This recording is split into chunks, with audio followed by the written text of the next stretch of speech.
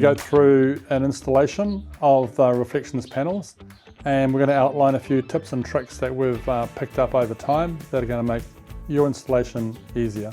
Now, we've been installing these for approximately 10 years, and over that time we've found hacks and ways to make the installation process easier. We're not saying this is the only way to do the installations, and being cabinet makers, you guys have all the skills to be able to do this and do things your own way. Hopefully these series of videos may help. If we have a site that's close to our workshop, we'll go out and measure it, bring it back and fabricate it in the shop and take it out and install it. However, if the job is some distance away, we'll take all of the panels that we require to site, measure, cut and install in one session.